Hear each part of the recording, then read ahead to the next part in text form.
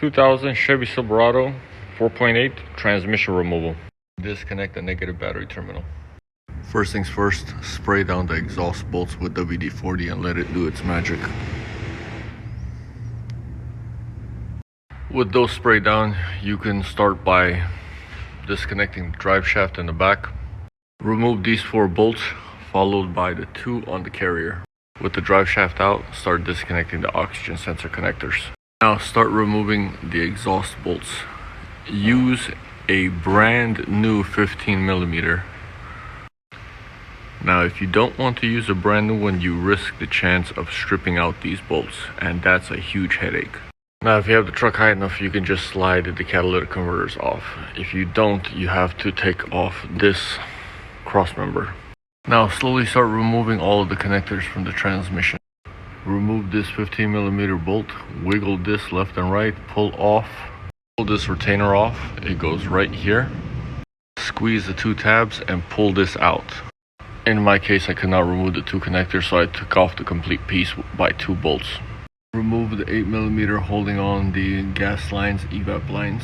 Remove the 2 10mm holding on the shield from the side. Now you have access to the main connector and the 2 transmission lines. Remove the connector. We'll wait on the transmission lines. The connector is removed by pushing on the 2 sides. Remove the starter held on by 2 13mm bolts. The back side of the starter is held on by an 8mm and a 13mm bolt. This will now give you access to the torque converter bolts. You need to take the front shield off so you can turn the crank by hand. 5 15mm bolts hold this on. The harmonic balancer bolt is a 24mm. And the torque converter bolts are 8mm. Rotate the crank clockwise and look for the following bolt. There are only 3 bolts holding on the torque converter. Remove the back cross member that holds up the transmission. They are 21mm bolts and a 15mm on the transmission mount. Now you have better access to the transmission lines.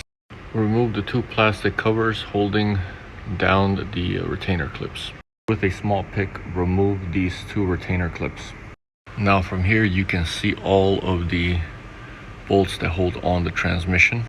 There is a total of 8 bell housing bolts, 15mm in size, and 2 or 3 13mm.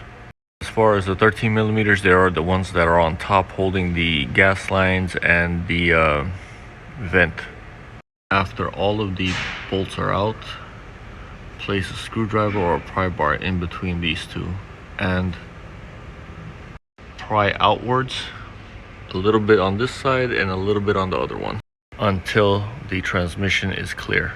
Now that the transmission is down, you can either change it out or attempt to do the rear main seal. Remove the 6 15mm bolts from the flywheel and then remove the 14 10mm bolts from the cover and pull straight back. It will come off. I am also going to do the oil pan. So I have the oil pan out. What I had to do was remove all the oil pan bolts. There's one on the side of the pan that holds this engine harness. Remove the front cross member, 19mm on one side, 18 on the other. Loosen up the rack and pinion held in by 24mm bolt with a 24mm nut on the other side. Now I just have to clean off all the surfaces, apply my silicone where it's needed, and reassemble.